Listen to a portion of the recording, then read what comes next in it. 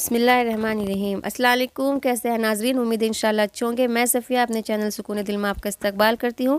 تو ناظرین، آج پھر میں حاضر ہوئی ہوں نئی ویڈیو کے ساتھ، جس میں آج ہم بات کریں گے حضرت محمد صلی اللہ علیہ وسلم اور شیطان کی ملاقات کا واقعہ، تو جس سے میں آپ کو معلوم چل جائے گا کہ شیطان ہمیں کس طرح سے برے کام کی طرف لے جاتا ہے، اور اللہ تعالیٰ کے نبی نے جو ہے وہ شیطان سے کچھ باتیں کی، کچھ سوالات کیے، تو ان سوالات اور ان جوابات کے بارے میں بھی آج کی ویڈیو میں آپ کو بتاؤں گی ناظرین۔ اس لیے آپ سے گزارش ہے کہ ویڈیو کو پورا اور آخر تک دیکھیں، اور ویڈیو شروع کرنے سے پہلے آپ سے گزارش ہے ناظرین کہ اگر ابھی تک آپ نے میرے چینل کو سبسکرائب نہیں کیا ہے تو سبسکرائب کر لیں، تاکہ میری اور ویڈیوز جو ہیں وہ آپ تک پہنچتی رہیں۔ تو چلیے ناظرین، ویڈیو کو شروع کرتے ہیں۔ تو جب اللہ تعالیٰ نے حضرت آدم علیہ السلام کو بنایا تھا، اور فرشتوں کو اور شیطان کو اللہ تعالیٰ نے جو ہے وہ حضرت آدم علیہ السلام کو سجدہ کرنے کا حکم دیا تھا، تو سب نے سجدہ کیا تھا سوائے شیطان کے۔ تو اس سجدہ نہ کرنے کی وجہ سے اللہ تعالیٰ نے اس کو جنت سے نکال دیا۔ تو اب اصل سبب مطلب جنت سے نکالنے کا شیطان کو کون بنا؟ حضرت آدم علیہ السلام بنے، یعنی کہ ایک انسان ہوئے، تو انسان ایک سبب بنا۔ حضرت آدم علیہ السلام جو ہے وہ سبب بنے شیطان کو جنت سے نکالنے کے لیے۔ تو اپنے بدلے کی آگ بجھانے کے لیے شیطان نے جو ہے وہ اللہ تعالیٰ کے بندوں کو بھی سیدھے اور نیک راستے سے ہٹانے کا کام شروع کر دیا۔ تو کئی نبیوں اور رسولوں کے دور میں شیطان نے جو ہے وہ ان سے ملاقات کرتا تھا، اور ان کی قوم کو تباہ اور برباد کرنے کے لیے الگ الگ چالیں چلا کرتا تھا، تو ان کو جو ہے وہ گمراہی میں ڈالتا رہتا تھا، جس کی وجہ سے ان پر دردناک عذاب بھی آئے اور ان کا جو ہے وہ نام و نشان مٹ جائے۔ تاکہ تو ایک مرتبہ جب حضرت موسیٰ علیہ السلام سے شیطان کی ملاقات ہوئی، تو شیطان نے جو ہے وہ حضرت موسیٰ علیہ السلام سے کہا کہ اے موسیٰ، اللہ تعالیٰ نے جو ہے وہ آپ کو اپنے رسالت کے لیے جو ہے وہ اپنا نبی بنا کر بھیجا ہے، اس دنیا میں اپنا نبی بنا کر بھیجا ہے، اور آپ اللہ تعالیٰ سے جو ہے وہ باتیں بھی کیا کرتے ہیں؟ تو میں بھی خدا کی مخلوق میں شامل ہوں، اور مجھ سے بھی جو ہے وہ ایک گناہ ہوا ہے، اور میں جو ہے وہ اپنے اس گناہ سے توبہ کرنا چاہتا ہوں۔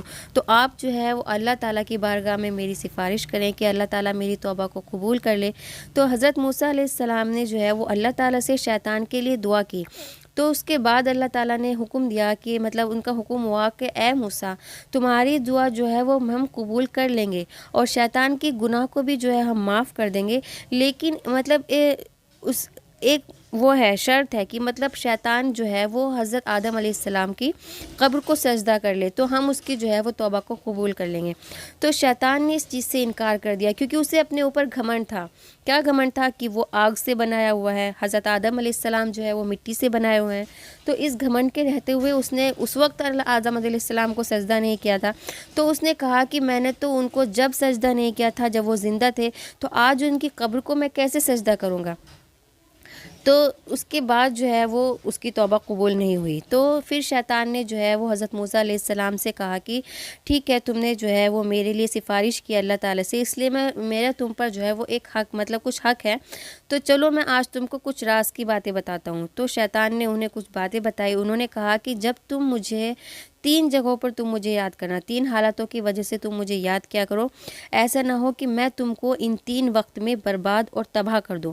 پہلا کیا ہے؟ جب غصہ آئے، جس وقت تمہیں غصہ آتا ہے اس وقت یاد کیا کرو، کیونکہ میرا کتنا مطلب جو ہے وہ فتنہ تمہارے دل میں ہے، اور میں تمہارے رنگوں میں، تمہاری پشت کو جو ہے خون میں جو ہے، تمہاری رگوں میں جو ہے وہ خون کی طرح دوڑتا رہتا ہوں۔ تو اس طرح سے جب تمہیں غصہ آئے اس وقت تم توبہ کیا کرو، مطلب اس وقت تم مجھے یاد کیا کرو۔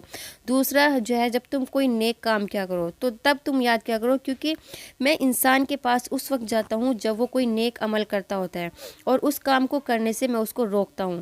اور تیسرا کیا کام ہے؟ جب کوئی غیر مرد غیر عورت کے پاس بیٹھا ہوتا ہے تو اس چیز سے بچو، کیونکہ میں اس وقت سب سے زیادہ وسوسے انسان کے دل میں ڈالتا رہتا ہوں جب وہ کسی غیر محرم کے ساتھ ہوتی ہے۔ تو یہ 3 چیزیں انہوں نے مطلب حضرت موسیٰ علیہ السلام کو بتائی کہ اس وقت جو ہے وہ یہ 3 جگہ ایسی ہوتی ہے جہاں پر میں انسان کو جو ہے وہ تباہ و برباد کرنے کی پوری کوشش کرتا ہوں۔ اب چلیے اب بات کرتے ہیں کہ ہمارے نبی کریم صلی اللہ علیہ وسلم نے شیطان سے کیا سوالات کیے، ان کے بیچ میں مطلب درمیان میں کیا کیا باتیں ہوئی۔ تو حضرت ابن عباس رضی اللہ تعالیٰ عنہ فرماتے ہیں کہ حضرت محمد صلی اللہ علیہ وسلم جب مسجد سے باہر نکلے تو وہاں شیطان کھڑا ہوا تھا، تو آپ نے جو ہے وہ آپ صلی اللہ علیہ وسلم نے شیطان سے پوچھا کہ کس چیز نے تمہیں مسجد کے قریب لائے، کیا چیز ہے جو تم مسجد کے قریب کھڑے ہوئے ہو؟ تو شیطان نے کہا کہ اے اللہ کے نبی، مجھے اللہ تعالیٰ نے جو ہے وہ آپ کی خدمت میں حاضر ہونے کا حکم دیا ہے۔ آپ صلی اللہ علیہ وسلم نے فرمایا کہ اللہ تعالیٰ نے تجھے میرے یہاں کیوں بھیجا ہے؟ تو شیطان نے کہا تاکہ آپ مجھ سے کچھ سوال پوچھیں۔ تو حضرت ابن عباس رضی اللہ تعالیٰ عنہ فرماتے ہیں کہ پہلے تو آپ صلی اللہ علیہ وسلم نے نماز کے متعلق ان سے سوال پوچھا شیطان سے کہ اے شیطان، میری امت کو نماز جماعت کے ساتھ پڑھنے سے کیوں روکتا ہے؟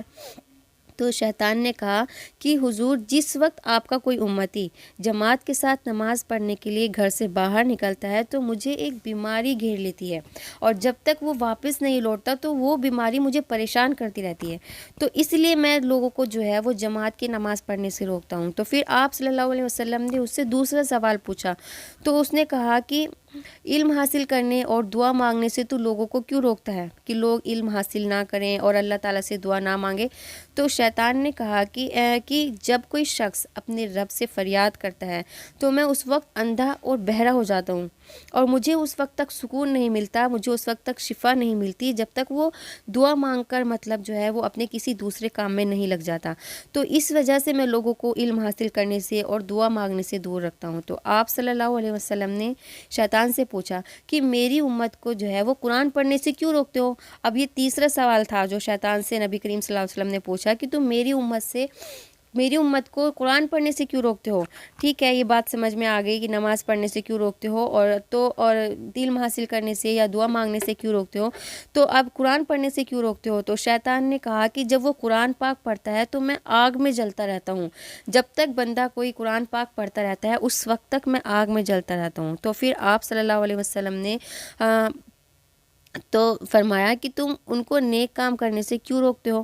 تو یہ چوتھا سوال تھا۔ تو شیطان کہنے لگا کہ جب کوئی شخص نیک کام کرتا ہے تو میرے سر پر کلہاڑی جیسی کوئی تیز دھار جو ہوتی ہے وہ ہتھیار بن کر چلتی ہے، تو جو مجھے ایسے کاٹتی ہے جیسے لکڑیوں کو کاٹا جاتا ہے۔ تو شیطان انسان کا بہت بڑا دشمن ہوتا ہے، ہماری کوئی بھی نیکی ہو، کوئی بھی خوشی ہو، شیطان کو بالکل بھی پسند نہیں ہوتی ہے۔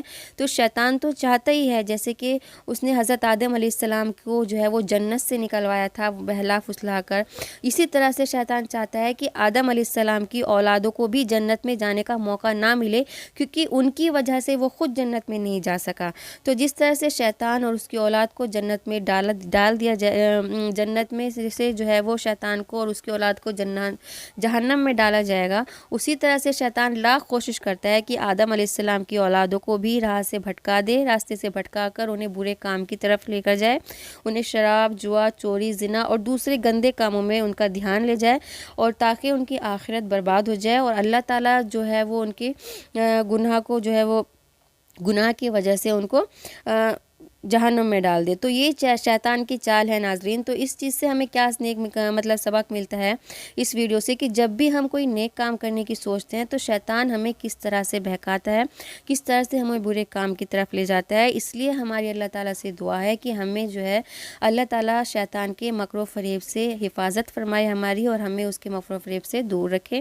تو ناظرین، یہ تھی میری ویڈیو جس میں نے آپ کو کچھ سوالات بتائے ہیں جو نبی کریم صلی اللہ علیہ وسلم اور شیطان کے درمیان ہوئے تھے۔ آپ کمنٹ میں ضرور بتائیے گا کہ آپ کو ویڈیو کیسی لگی، اور اسی طرح کی اور ویڈیوز کے لیے آپ سے گزارش ہے کہ آپ میرے چینل کو سبسکرائب کریں۔ تو چلتی ہوں ناظرین، پھر ملتی ہوں نئی ویڈیو کے ساتھ، تب تک کے لیے اللہ حافظ۔